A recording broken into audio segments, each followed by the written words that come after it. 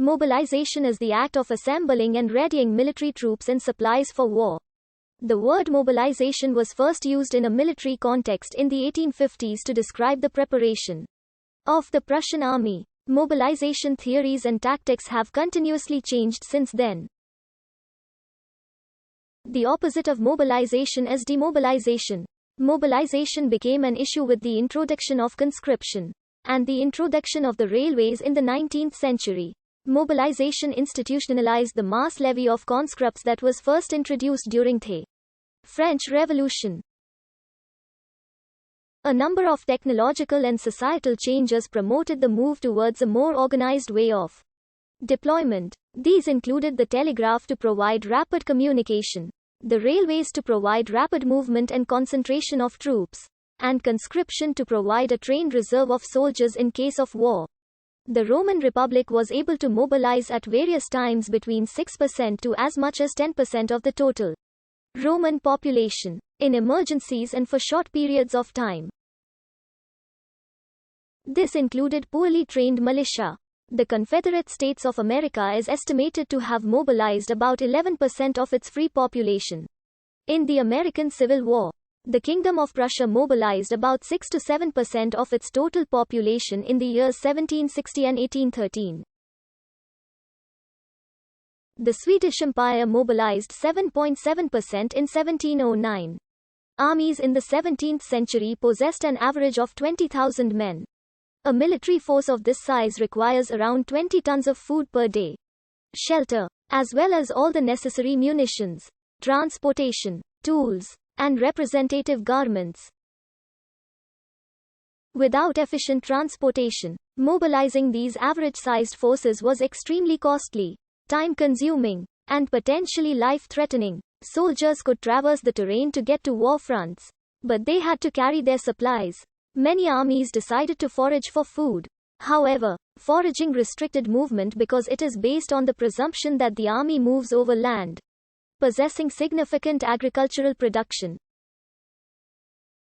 However, due to new policies, greater populations, and greater national wealth, the 19th century army was composed of an average of 100,000 men. For example, in 1812 Bonaparte led an army of 600,000 to Moscow while feeding off plentiful agricultural products introduced by the turn of the century, such as potatoes. Despite the advantages of mass armies, mobilizing forces of this magnitude took much more time than it had in the past. The Second Italian War of Independence illustrated all of the problems in modern army mobilization. Prussia began to realize the future of mobilizing mass armies when Napoleon III transported 130,000 soldiers to Italy by military railways in 1859. French caravans that carried the supplies for the French and Piedmontese armies were incredibly slow, and the arms inside these caravans were sloppily organized. These armies were in luck, however, in that their Austrian adversaries experienced similar problems with sluggish supply caravans. Not only did Prussia take note of the problems in transporting supplies to armies, but it also took note of the lack of communication between troops, officers, and generals. Austria's army was primarily composed of Slavs, but it contained many other ethnicities as well. Austrian military instruction during peacetime utilized 9 different languages, accustoming Austrian soldiers to taking orders only in their native language. Conversely, in an effort to augment the efficacy of the new precision rifle developed by the monarchy, officers were forced to only speak German when giving orders to their men.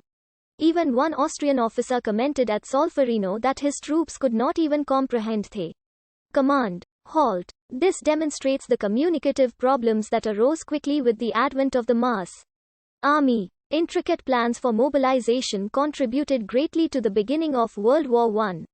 Since in 1914, under the laws and customs of warfare then observed, general mobilization of one nation's military forces was invariably considered an act of war by that country's likely enemies. In 1914, the United Kingdom was the only European great power without conscription. The other great powers all relied on compulsory military service to supply each of their armies with the millions of men they believed they would need to win a major war.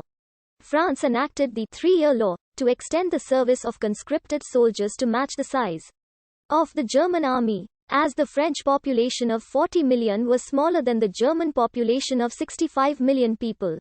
The Anglo-German naval arms race began. Sparked by the German enactment of the Second Naval Law, each of the great powers could only afford to keep a fraction of these men in uniform in peacetime. The rest were reservists with limited opportunities to train. Maneuvering formations of millions of men with limited military training required intricate plans, with no room for error, confusion, or discretion of